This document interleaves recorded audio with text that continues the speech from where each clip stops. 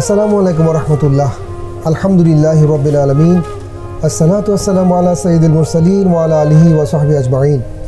18 বাংলার সুপ্রিয় দর্শক, 18 বাংলার মাহে রামাদানের বিশেষ প্রোগ্রাম পেট্রোল ও পাম্প নিবেদিত বিজ্ঞানমান কোরআনে আপনাদের স্বাগত জানাচ্ছি। পাওয়ার্ড বাই HM স্টিল, আমাদের কো স্পন্সর হালদা ভ্যালি, ফুলকলি, ডায়মন্ড সিমেন্ট এবং এন মোহাম্মদ গ্রুপ। সুপ্রিয় দর্শক, রামাদানের এই মাসে আল কোরআন অবতীর্ণ হওয়ার মাসে আমরা আল কোরআনকে নানাভাবে বুঝবার চেষ্টা করছি। কেউ বুঝে বুঝে পড়ছি, কেউ তেলাওয়াত করছি, আর আমরা এই অনুষ্ঠানের মাধ্যমে কোরআনকে বুঝতে চাচ্ছি বৈজ্ঞানিক দৃষ্টিভঙ্গিতে। আমরা জানতে চাচ্ছি আমাদের চারপাশের প্রকৃতিকে, প্রাণীকে, মহাবিশ্বকে, মহাজগৎকে আল কোরআনের ভিত্তিতে। আজকে আমরা যে বিষয় নিয়ে কথা বলবো, আল কোরআনের নানা জায়গাতে নানাভাবে সেই বিষয়টি বিস্তৃত হয়েছে, বিবৃত হয়েছে। প্রাণীর ভাষা বৈচিত্র্য নিয়ে, প্রাণীর যোগাযোগের নানা পদ্ধতি নিয়ে কথা বলবার জন্য আমাদের সাথে রয়েছেন তরুণ প্রাণীবিদ, জগন্নাথ বিশ্ববিদ্যালয়ের প্রাণীবিদ্যা বিভাগের শিক্ষক জনাব মোহাম্মদ সাখাওয়াত হোসেন। আসসালামু আলাইকুম রহমতুল্লাহ। ওয়ালাইকুম আসসালাম রহমতুল্লাহ। সুপ্রিয় দর্শক, আমাদের সাথে আরও রয়েছেন ইসলামিক স্কলার, গবেষণা তত্ত্বাবধায়ক, ইসলামিক আরবি বিশ্ববিদ্যালয়ের সম্মানিত dean professor doctor Mohammad Waliullah. আসসালামু আলাইকুম রহমতুল্লাহি ওয়া বারাকাতুহু। ওয়ালাইকুম আসসালাম রহমতুল্লাহি ওয়া বারাকাতুহু। আপনাদের দুজনকেই প্রাণীর যোগাযোগের যে পদ্ধতি, ভাষা বৈচিত্র্য, মানে আমি যতগুলো আলোচনা করছি তার মধ্যে আমার কাছে এটা ভীষণ আগ্রহ উদ্দীপক একটা বিষয় মনে হচ্ছে, সেই আলোচনায় স্বাগত জানাচ্ছি। সুপ্রিয় দর্শক, আমাদের পাখির কাকলিতে ঘুম ভাঙে, কুকুরের ডাকে ঘুম ভাঙে, শিয়ালের ডাক শুনি, বাঘের গর্জন শুনি, চারপাশে যে নানাবিধ প্রাণী, আমরা সেগুলোকে কখনো কখনো শুধু মনে করি শব্দ দূষণ বা শব্দ, কিন্তু আসলে আল্লাহ রাব্বুল আলামিন এই শব্দগুলো প্রাণীকে দিয়েছেন পারস্পরিক যোগাযোগের জন্য। কীভাবে তারা সেই যোগাযোগটা স্থাপন করে, শুরুতে যেতে চাই তরুণ প্রাণীবিদ সাখাওয়াত হোসেন আপনার কাছে।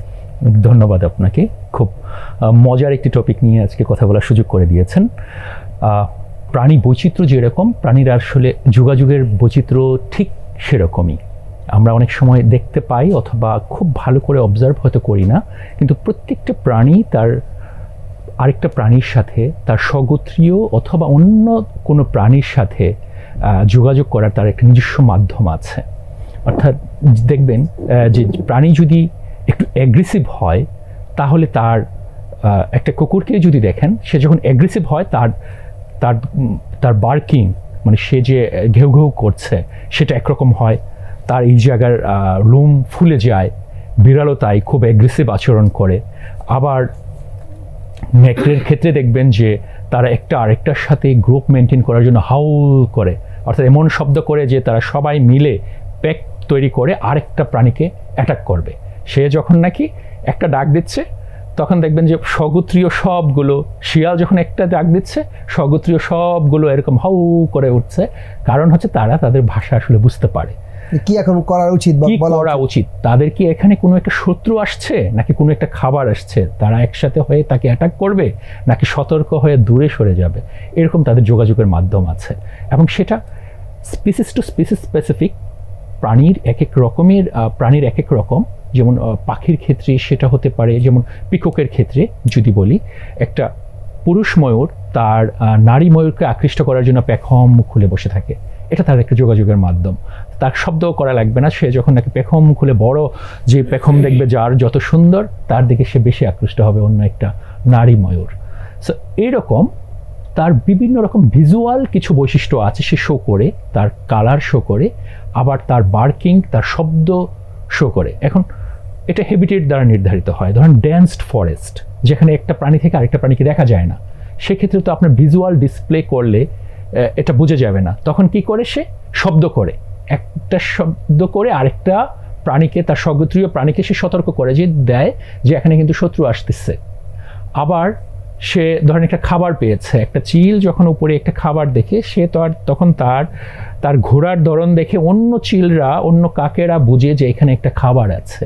বা শকুনটা যখন নাকি ঘুরে, তখন বুঝে যে এই জায়গায় আরেকটা মরা গরু আছে বা কোনো একটা খাবার আছে, এখানে গেলে খাবার পাওয়া যাবে। সেমভাবে খুব ছোট্ট প্রাণীর কথা যদি চিন্তা করেন, মনে করুন যে একটা পিঁপড়া, পিঁপড়া যখন যায় তখন সে ফেরোমন নিঃসরণ করে যায়, অর্থাৎ আরেকটা পিঁপড়া তাকে ঠিক দেখবেন যে লাইন ধরে যাচ্ছে, দেয়াল বাঁধছে বা লাইন ধরে ধরে যাচ্ছে।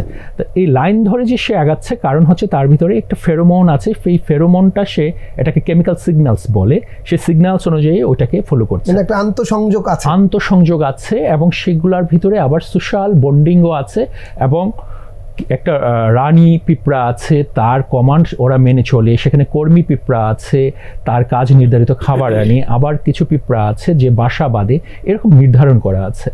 এগুলোকে আমরা সোশ্যাল অ্যানিম্যাল বলি। আবার ধরুন যে মৌমাছির কথা চিন্তা করুন, মৌমাছিতে তার বাসায় কখন আঘাত হলে সে এক ধরনের সিগন্যাল দেয়, ডিসপ্লে দিলে এবং হচ্ছে ফেরোমন নিঃসরণ করে, একটা কেমিক্যাল সিগন্যাল দেয়, দিলে মৌমাছিরা ঝাঁকে ঝাঁকে যে আমার বাসায় আক্রমণ হয়েছে প্রতিরোধ গড়ে তোলে, সে অন্যকে আক্রমণ করে। আবার সে তার ওয়াগিং ড্যান্স বলে এটাকে, তার ড্যান্সের উপর ডিপেন্ড করে অন্য মৌমাছিরা বুঝে যে তার খাবারের উৎসটা আসলে কোথায়, কোন দিকে গেলে সে মধুটা নিয়ে আসছে। সে তো তাকে মানুষের মতো করে শব্দ করে যে আমি খাবারটা ওই কারণ বাজারের ওই রেস্টুরেন্টে ভালো, এইভাবে তো বলে না, মানে বলার প্রয়োজনও নাই। তার সিগন্যালিং, তার ফেরোমনস যেটাকে আমরা কেমিক্যালস বলি, কেমিক্যালস নিঃসরণ, পাশাপাশি তার ডিসপ্লে অ্যাজ ওয়েল অ্যাজ তার ভোকালাইজেশন। অনেক সময় হয় কি তার শব্দ, বিভিন্ন রকম শব্দ দিয়ে সে বিভিন্ন কিছু বোঝাতে চায়। অনেক ধন্যবাদ শাখাওয়াত হোসেন। সুপ্রিয় দর্শক, আমরা প্রাণীর দিকে তাকালে বিমুগ্ধ হই, নানাভাবে চিন্তা করি, কিন্তু কখনো আসলে প্রাণীর আন্তঃযোগাযোগের যে ভাষা, এ নিয়ে হয়তো আমাদের তেমন কোনো পর্যবেক্ষণ নেই, কিন্তু আল কোরআনও এ নিয়ে নানা বক্তব্য রয়েছে। বিশ্বের 120টি দেশে সমাদৃত পেট্রোলো পাম্প, ইটালির পেট্রোলো পাম্প 1 যুগ ধরে বাংলাদেশে বিশ্বস্ত সেবায় নিয়োজিত। ক্রমবর্ধমান চাহিদা প্রমাণ করে পেট্রোলো পানির পাম্প নিশ্চিত নির্ভরতার প্রতীক। তাই তো সবাই বলে পানি নিয়ে ভাবনা আর না, পেট্রোলো পাম্প আছে আর নেই ভাবনা।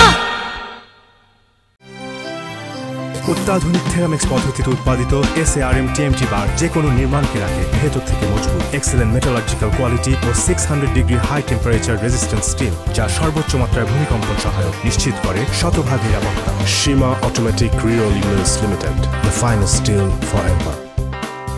বাবা, মা, দেয়ালটা চটা, মেঝেটাও ফাটা, দেখি এদিকে দাও তো। ছাদখানা যাতা, এবার বাড়িটা কর। আগে ভাবি যাই, জীবনে নাই সুর, ছাদ খসে স্বপ্ন দূর। বাড়ি বানাবো কোন সিমেন্ট দিয়ে? নিশ্চিন্তে ডায়মন্ড এক্সট্রিম। বিশ্বের 150টিরও বেশি দেশে যে সিমেন্ট ব্যবহার হচ্ছে সেই একই মানের সিমেন্ট ডায়মন্ড এক্সট্রিম। কষ্টের টাকায় বানানো বাড়ি সুরক্ষিত হবে তো? অবশ্যই। ব্রিজ, হাইরাইজ বিল্ডিং, ফ্লাইওভারের মতো বড় নির্মাণে ডায়মন্ড এক্সট্রিম বিশেষভাবে উপযোগী। ইউরোপিয়ান নর্ম অনুযায়ী প্রস্তুত ডায়মন্ড এক্সট্রিম সিমেন্ট এখন বিদেশেও রপ্তানি হচ্ছে। Diamond extreme, powerful global cement. বাবা, এবার সব চিন্তা দূর করার জন্য স্যান্ডমারের অ্যাপার্টমেন্ট নিয়ে নেব। আধুনিক চট্টগ্রামে তোমাদের জন্য একটা স্থায়ী ঠিকানা। বাবা, তোর মনির চাচা শিউলি খালাও স্যান্ডমারের অ্যাপার্টমেন্ট কিনেছে, আর তোর বন্ধু ইমরান সেও তো অনেকগুলো দোকান নিয়েছে স্যান্ডমারের কাছ থেকেই। আপনাদের জন্য স্যান্ডমার প্রপার্টিজের green park, orchard garden, Edenia Ayub সহ বিভিন্ন প্রজেক্ট। প্রয়োজন বা পছন্দ মতো বেছে নিন আপনার অ্যাপার্টমেন্ট বা শপিং স্পেস, আর নিশ্চিন্তে গড়ুন সমৃদ্ধির আগামী। কথা বলবেন Islamic scholar doctor Mohammad Waliullah. জি, ধন্যবাদ। আসলে আল্লাহ সুবহানাহু ওয়া তাআলার এই সৃষ্টি, এটা আল্লাহ তাআলার পরিবার। রাসূল সাল্লাল্লাহু আলাইহি ওয়াসাল্লাম বলেছেন আল খালকু আয়ালুল্লাহ, গোটা সৃষ্টি হচ্ছে আল্লাহর পরিবার। তা আমরা এই মানুষ থেকে শুরু করে যত প্রাণী পৃথিবীতে আছে সবাই কিন্তু আল্লাহ তাআলার পরিবারের সদস্য। আমরা বলেছি যে আল্লাহ তাআলা রিজিক যেমন দেন, এই প্রাণীগুলো পারস্পরিক যোগাযোগের যে মাধ্যম, এটাও আল্লাহ তাআলা নির্ধারণ করে দিয়েছে। এবং সেক্ষেত্রে আমরা যারা মানুষ, সকল প্রাণী তো কথা বলে না। কিছু প্রাণী ইশারা ইঙ্গিতে কাজ করে, কিছু প্রাণী কিছু যোগাযোগ। মানুষও কিন্তু যেসব মানুষরা কথা বলতে পারে না, যাদেরকে আমরা মুখ বলি, মুখ, এই মুখরাও কিন্তু তারাও কিন্তু আন্তঃযোগাযোগ আছে, হাতের ইশারায়, চোখের ইশারায়, মুখের ইশারায়। আবার পৃথিবীতে কত ধরনের আমরা যারা মানুষ পৃথিবীর বিভিন্ন দেশে আমরা বাস করি, বাংলাদেশেরই এক অঞ্চলের ভাষা আরেক অঞ্চলের লোক বোঝে না। আমরা যখন মদিনা বিশ্ববিদ্যালয়ে পড়ি, তো আমরা যখন আমাদের পাশে ডাইনিং টেবিলে, আমাদের পাশের টেবিলে যখন আমাদের পাশের টেবিলে যখন আফ্রিকান ভাইরা কথা বলে, আমরা শুধু যে পাখির কিচিমিচির মতো, ওরা আমাদেরটা এরকমই বোঝে। এবং এটা কিন্তু আল্লাহ তাআলার একটা নিদর্শন। আল্লাহ তাআলা বলছেন যে বিজ্ঞানীদের জন্য এর মধ্যে একটা বড় উৎস, রিসার্চের উৎস রয়েছে। সূরা রুমের 22 নম্বরে আল্লাহ তাআলা বলছেন অমিন আয়াতিহি খালকুস সামাওয়াতি ওয়াল আরদ, আল্লাহ তাআলা নিদর্শন সমূহের মধ্যে একটা বড় নিদর্শন হচ্ছে এই আসমান এবং জমিন সৃষ্টি। ওয়াখতিলাফু আলসিনাতুকুম ওয়া আলওয়ানিকুম, এই যে তোমরা যে বিভিন্ন ভাষায় কথা বলো এবং তোমাদের যে গায়ের রঙের যে ভিন্নতা, এটা কিন্তু আল্লাহ তাআলার একটা বিরাট নিদর্শন। ইন্না ফি যালিকা লাআয়াতিল আলিমিন, আলিম মানে হচ্ছে যারা বিজ্ঞানী, জ্ঞানী এবং বিজ্ঞানী যারা, তাদের জন্য এখানে বড় একটা নিদর্শন রয়েছে। আমরা যেমন শুনলাম আমাদের প্রফেসর সাখাওয়াত সাহেবের কাছ থেকে যে পিঁপড়াদের ঘ্রাণ শক্তি এবং কুকুরের যে ঘ্রাণ শক্তি, আমরা রাস্তায় দেখি যে কোনো একটা কুকুর অন্য এরিয়াতে ঢুকলে তখন তাদের স্বাধীনতা খর্ব হয়। ওরা তখন অন্য এরিয়ার কুকুরকে ধাওয়া করার জন্য যখন ধাওয়া শুরু করে, তখন বোধহয় মিনিটের মধ্যে আরও 10টা কুকুর একসাথে হয়ে যায়। ওদের একটা সাউন্ড আছে, যে সাউন্ডে বোঝে যে আমাদের ভূখণ্ড দখল হয়ে গেছে, এখানে মানে এখানে দখলদারিত্ব শুরু হয়ে গেছে, আবার তাড়াতাড়ি তাকে তাড়া করি। এরপরে এই যে আল্লাহ তাআলা যেমন গাদার ব্যাপারে বলছেন, ইন্না আনকাল আসওয়াত লা সাউতুল হামির, গাদার কণ্ঠটা অত্যন্ত কর্কশ, গাদা যে ডাকে। এবং এই যে যারা যেই প্রাণীগুলো, মানুষও কিন্তু একটা প্রাণী, মানুষও প্রাণীর মধ্যে সেরা আর কি, মানুষও প্রাণীর মধ্যে। তো এই চতুষ্পদ প্রাণীগুলোর সাথে কিন্তু আল্লাহ তাআলা মানুষকে তুলনা করেছেন, যেসব মানুষ ঈমান আনে না, এবং আল্লাহ বলছেন যে ওরা হচ্ছে ওই চতুষ্পদ প্রাণীর মতো। ওরা কান আছে, কান আছে শোনে না, অন্তর আছে বোঝে না, লাহুম কুলুবুন লা ইয়াফকাহুনা বিহা ওয়া লাহুম আযানুন লা ইয়াসমাউনা বিহা ওয়া লাহুম আয়ুনুন লা ইবসিরুনা বিহা, চোখ আছে কিন্তু দেখে না। উলাইকা কাল আনআম বাল হুম আদাল, ওরা চতুষ্পদ প্রাণী তার চেয়েও নিকৃষ্ট। কেমন কিভাবে? আমার অনেক সময় দেখা যায় একটা গরু অন্যের জমিতে ধান খাচ্ছে, আমরা দূর থেকে যদি ডাক দিই, ও কিন্তু মোটামুটি বোঝে যে আমার মধ্যে নিষেধ করা হচ্ছে। কিন্তু মানুষ সৃষ্টি সেরা জীব হয়েও তাকে দেখা যায় অন্যায় থেকে ডাক দিলে সে আরও বেশি করে অন্যায়টা করে। এবং এই প্রাণীরা যে শুধু আন্তঃযোগাযোগ করে তা না, ওটা কিন্তু আল্লাহ তাআলা ইবাদত করে, তাসবিহ করে। এবং আল্লাহ তাআলা বলছেন তুসাব্বিহু লাহুস সামাওয়াতু তুসাব, সপ্ত আসমান আল্লাহ তাআলা তাসবিহ পড়ে, গুণগান করে, ওয়াল আরদু, এবং জমিনও আল্লাহ তাআলার গুণগান করে। এবং আসমান এবং জমিনের যত প্রাণী আছে সবাই আল্লাহ তাআলার গুণগান করে। আমরা কিন্তু আসলে এটা বুঝি না। আল্লাহ বলছেন ওয়া ইম মিন শাইইন ইল্লা ইউসাব্বিহু বিহামদিহি, পৃথিবীতে কোনো প্রাণী নাই যে আল্লাহ তাআলার তাসবিহ করে না, গুণকীর্তন করে না। কিন্তু তোমাদের অপারগতা হলো ওয়ালাকিন লা তাফকাহুনা তাসবিহাহুম, তোমরা তাদের তাসবিহ বোঝো না। সূরা ইসরা 44 নম্বর আয়াত। তো আমি আমার বাড়ি বরিশালে অথবা আমার বাসা ঢাকায়, আমি কিন্তু চিটাগাঙ্গের একজন লোকের ভাষা, উনি যদি ওনার এলাকার ভাষায় কথা বলে আমি কিন্তু বুঝবো না। আমি আফ্রিকার ভাষা বাদ দিলাম, আমি নাইজেরিয়ার কথা বাদ দিলাম। তো এই জন্য এই ভাষার যোগাযোগ, ভাষার ভিন্নতা, এটার মধ্যে আল্লাহ তাআলার নিদর্শন রয়েছে। এবং প্রাণীরা, পাখিরা নিজেদের মধ্যে যে আমাদের যে ভাই যেটা বললেন যে এখানে যে আন্তঃসংযোগ, মানে কে কখন কার কাছে কি প্রত্যাশা করছে, কাকে কি বলা হচ্ছে, এটা কিন্তু তারা নিজেরা বোঝে। তবে আমাদের যতটুকু গবেষণা বলছে সেটা হচ্ছে যে প্রত্যেকটা প্রাণী, এক প্রাণী অন্য প্রাণীর ভাষা আসলে বোঝে না। তবে যেই প্রাণী অন্য প্রাণীকে শিকার করে, যেমন হরিণ কিন্তু বোঝে বাঘের কোন হুঙ্কারটা ওকে আক্রমণের হুঙ্কার, অথবা বাঘের কোন হুঙ্কারটা স্মাইলি হুঙ্কার। মানে যেমন আমরা অনেক সময় দেখি একটা মানুষের চেহারা দিয়ে থাকলে আমরা বুঝি যে উনি এখন কোন মুডে আছেন, মুডটা বোঝে। ওরা কিন্তু মুডটা বোঝে, এবং এই মুড বুঝে কিন্তু ওরা পদক্ষেপ নেয়। যেমন যেই প্রাণী অন্য প্রাণীকে ভক্ষণ করে, যেই প্রাণী অন্য প্রাণীর শত্রু, যে যাকে আক্রমণ করে সে তার শত্রু, ওরা কিন্তু শত্রুর অবস্থানটা বোঝে। আমরা দেখি কুকুর, দেখেন কুকুর যখন ঘেউ ঘেউ করে অন্যকে আক্রমণ করে তখন তার অ্যাটিটিউডটা কেমন হয়। আবার কুকুররা তাদের বাচ্চাদের সাথে যখন খেলাধুলা করে তখন কিন্তু কামড় দেয়, কিন্তু মা তার বাচ্চাকে কামড়ায়, বাচ্চা তারা মাকে কামড়ায়, ওই কামড়টা কিন্তু আসলে নির্বিষ এবং এটা মানে আনন্দের খেলার কামড়। কিন্তু যখন ওরা আক্রমণ করে কাউকে কামড় দেয় তখন কিন্তু ঘেউ ঘেউ করে, মানে অত্যাচারিত নির্যাতিত ঘেউ ঘেউ করে। এটা হলো যে আমাকে বাঁচাও, আমাকে বাঁচাও, আমি আক্রান্ত হয়েছি। অনেক ধন্যবাদ প্রফেসর ডক্টর ওলিউল্লাহ। সুপ্রিয় দর্শক, আসলে আল কোরআনেও আমরা দেখলাম যে আল্লাহ রাব্বুল আলামিন প্রাণীর ভাষা বৈচিত্র্যের বহুবিধ স্তর ঠিক করে দিয়েছেন। আমরা দেখেছি যে সুলাইমান আলাইহিস সালাম পিঁপড়ার ভাষা বোঝেন, এবং কথাবার্তা আল কোরআনে সেভাবে দেওয়া হয়েছে। বিশ্বের 120টি দেশে সমাদৃত পেট্রোলো পাম্প, ইটালির পেট্রোলো পাম্প 1 যুগ ধরে বাংলাদেশে বিশ্বস্ত সেবায় নিয়োজিত। ক্রমবর্ধমান চাহিদা প্রমাণ করে পেট্রোলো পানির পাম্প নিশ্চিত নির্ভরতার প্রতীক। তাই তো সবাই বলে পানি নিয়ে ভাবনা আর না, পেট্রোলো পাম্প আছে আর নেই ভাবনা।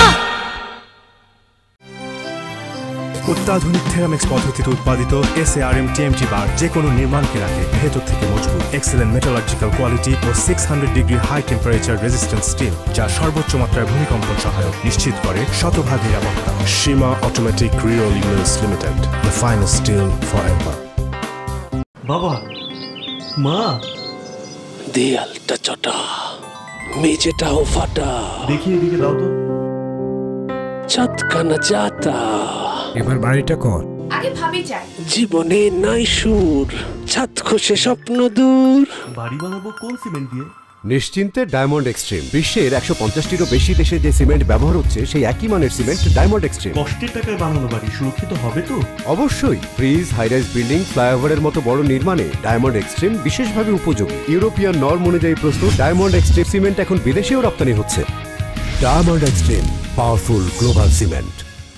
বাবা, এবার সব চিন্তা দূর করার জন্য স্যান্ডমারের অ্যাপার্টমেন্ট নিয়ে নেব।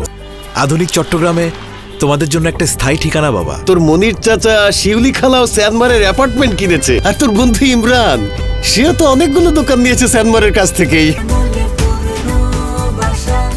আপনাদের জন্য স্যানমার প্রপার্টিজের green park, orchard garden, Edenia Ayub সহ বিভিন্ন প্রজেক্ট। প্রয়োজন বা পছন্দ মতো বেছে নিন আপনার অ্যাপার্টমেন্ট বা শপিং স্পেস, আর নিশ্চিন্তে গড়ুন সমৃদ্ধির আগামী। আমরা একটু সাক্ষাৎ হোসেন আপনার কাছে আবার জিততে চাই। প্রাণী ভাষা বৈচিত্র্যের আরো কিছু নিদর্শন, দৃষ্টান্ত আপনার মাধ্যমে দর্শককে উপস্থাপন করতে চাই। খুব ছোট প্রাণীদেরকে নিয়ে বলছিলাম, এখন বড় প্রাণীদের দিকে একটু তাকাই। আমাদের যদি তিমির কথা বলুন, সবচেয়ে বড় সামুদ্রিক প্রাণী বা পৃথিবীর সবচেয়ে বড় প্রাণী, একটা তিমি আরেকটা তিমির সাথে খুব সুন্দর নিবিড় সম্পর্ক রাখতে পারে অনেক দূরে থেকে। বলা হয়ে থাকে প্রায় 20 মাইল দূর থেকেও একটা তিমি আরেকটা তিমির সাথে যোগাযোগ মেনটেন করতে পারে। তারা এটা ইকোলোকেশন বুঝতে পারে। আবার বাদুড় চোখে দেখে না, দেখুন, কিন্তু সে জানে কোন খাবারটুকু সে কী করে ইকোলোকেশনের মাধ্যমে চলাফেরাও করতে পারে এবং তার খাবারও খুঁজে পায়। কিন্তু চোখে দেখতে পাচ্ছে না, কিন্তু শুধুমাত্র কান দিয়ে ইকোলোকেশন দিয়ে, অর্থাৎ সে একটা শব্দ তৈরি করে, সেই শব্দটুকু প্রতিফলিত হয়ে কোন জায়গা থেকে কোন খাবার থেকে কী ধরনের প্রতিফলন তার কানে আসে সেটার উপর বেস করে সে চলতেও পারে, খাবারও খেতে পারে, খুবই ইন্টারেস্টিংলি। এবং হাতির কথা চিন্তা করুন, সে একটা হাতি আরেকটা হাতির থেকে অনেক দূরে থাকলেও সে সিগন্যালিং দিয়ে বুঝিয়ে দিতে পারে যে আমার লোকেশান আছি আমি এখানে। ইকোলোকেশন দিয়ে সে ইনফ্রারেড সিগন্যালেজ তার মানে তার পরিবারের সাথে যোগাযোগ মেনটেন করতে পারে। অর্থাৎ একই জায়গায় আছে, তারা দলগতভাবেই থাকে, একটা পরিবার মেনটেন করে থাকে। এবং একটা যখন বাচ্চা হয় তখন সব তার চাচা ফুপুরা মিলে, চাচিরা মিলে ওই বাচ্চাকে দেখাশোনাও করে। আবার একটা আপনি বুঝতে পারবেন না যে এই হাতিটার আসলে বাচ্চাটার মা কোনটা, কারণ তারা এমনভাবে গাইড করে এবং তাকে প্রোটেক্ট করে, কারণ সে পরবর্তী প্রজন্মকে সে ওইভাবে প্রোটেক্ট করে। এবং একটা হাতি আরেকটা হাতির সাথে ওইভাবে ইনফ্রারেডের মাধ্যমে কমিউনিকেশনটুকু মেনটেন করতে পারে। আর স্যার যেটা বলছিলেন যে প্রে এবং প্রিডিটর, অর্থাৎ একটা প্রাণী যখন আরেকটা শিকার করে তখন এরা বুঝতে পারে, এরা কমিউনিকেট করতে পারে কোনটা তার শব্দ। যেমন হরিণ তার হুফ দিয়ে এরকম পা নাড়িয়ে বুঝিয়ে দেয় অন্য হরিণদেরকে যে এখানে একটা প্রিডেটর আছে। আবার টাইগারের কথা যদি চিন্তা করেন, সে বিশাল বড় একটা টেরিটরি মেনটেন করতে পছন্দ করে, অর্থাৎ আমার এখানে অন্য কেউ ঢুকো না, সাম্রাজ্য, এটা আমার সাম্রাজ্য, এখানে আসলে কিন্তু তোমার খবর আছে, আমি এখানে খাবার খাবো, আমার এখানে আমার বিবিরা থাকবে। তা সে এতটুকু সাম্রাজ্য সে করে নেয় বিভিন্ন সেন্ট গ্ল্যান্ডের মাধ্যমে। এবং তাদের যেটা হয়, তারা বিভিন্ন জায়গায় টেরিটরি মার্কিং করে রাখে, বিভিন্ন গাছে থাপড় দিয়ে, তারপর হচ্ছে এটাতে একটু তাদের সেন্ট গ্ল্যান্ড আছে, তাদের প্রস্রাবের সাথে সেটা নির্গত হয়, সেটা করে ওরা টেরিটরি মার্কিং করে রাখে, এরিয়া ঠিক করে রাখে। এতটুকু হচ্ছে তার খাবারের এবং মিটিং করার জায়গা। এই জায়গায় অন্য কারো প্রবেশ নিষিদ্ধ, এবং যদি কেউ প্রবেশ করে সে প্রচণ্ড অ্যাগ্রেসিভ অ্যাটিটিউড করে, সেই ক্ষেত্রে তার সাথে তার কনফ্লিক্ট হয়। কনফ্লিক্টে সে পরাজয় বরণ করলে সে এটা মেনে নেয়, চলে যায়, হয়তো অন্য কোথাও চলে যায়। আর যদি সে পরাজয় বরণ না করে, এই জায়গার ভিতরে সে অন্য কাউকে ঢুকতে দিবেই না। এরকম প্রত্যেকটা প্রাণীর তার নিজস্ব একটা হ্যাবিটেটের ভিতর যেরকম তার হচ্ছে সে কমিউনিকেশন মেনটেন করতে পারে নিজস্ব জাতির সাথে, আবার তার কমিউনিকেশনের ভাষাটুকুও হচ্ছে ভিন্ন ভিন্ন। যেটা বলছিলেন যে তার অ্যাগ্রেসিভ হয়ে গেলে তার ভাষাটা একরকম হয়, রোয়ারিং করে, সে গর্জন করে, ফুলে ফেপে ওঠে। তার দেখা যায় বিভিন্ন পশম টসম সে বুঝায় যে আপনি ছোট্ট একটা বিড়ালকে, একটা পোষা বিড়ালকেও দেখবেন যে আপনার অ্যাটিটিউডটা ওর পছন্দ হচ্ছে না, কিন্তু সে খুব অ্যাগ্রেসিভ হয়ে আছে, সে দেখবেন যে কেশর টেশর ফুলিয়ে আপনাকে খামচি দিতে আসছে বা গর্জন করছে, ছোট্ট প্রাণী, কিন্তু তা আপনি হাত দিতে পারবেন না। আবার কিছু সময় সে খুব একদম আলাদা সময় যখন তার ভাষা দেখলে, তার ধরেন খিদা লেগেছে বা আপনি তারকে খুব টেক কেয়ার করেন, সে জানে কে তাকে টেক কেয়ার করে, সে গিয়ে গা ঘেঁষছে, একটু মিউ করছে, সে বোঝাচ্ছে তার একটু আদর দরকার, তার একটু খাবার দরকার, তার স্পেসিফিক ভাষা আছে। এবং এই ভাষাগুলোর উপরে আসলে এখন প্রচুর গবেষণা হচ্ছে।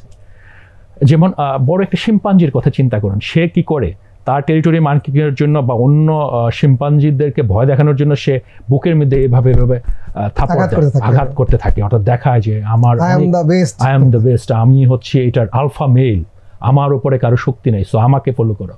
ওরকম সেটা মার্কিং করে জানান দেয় যে আমি হচ্ছে এই দলের সেনা, যদি কেউ থাকো আমাকে প্রতিহত করার জন্য আমার সাথে ফাইট করো, তোমরা পারবা না সুতরাং আমাকে মেনে নাও।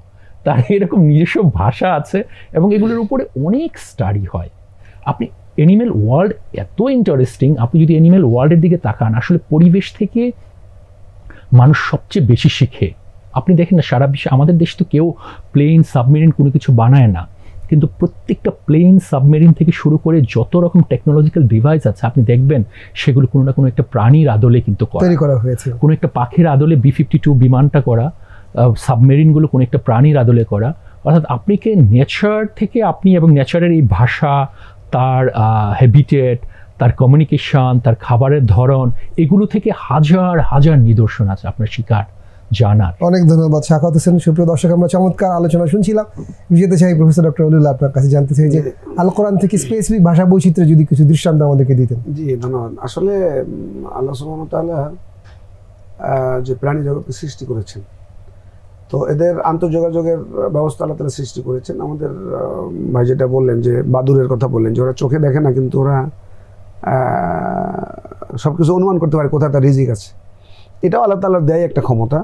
আমরা দেখি মানুষের মধ্যে যারা চোখে দেখে না, তাদের কানের শক্তি এত বেশি যে আমরা যাদের চোখ এবং কান দুইটাই সচল আছে, তারা যেই কথাটা দূর থেকে শুনে ওটা কিন্তু খুব দ্রুত শুনে ফেলে, এবং ওদের ব্রেনটাও কিন্তু অনেক শার্প থাকে, এবং ওদের স্কিলও খুব সেন্সিটিভ।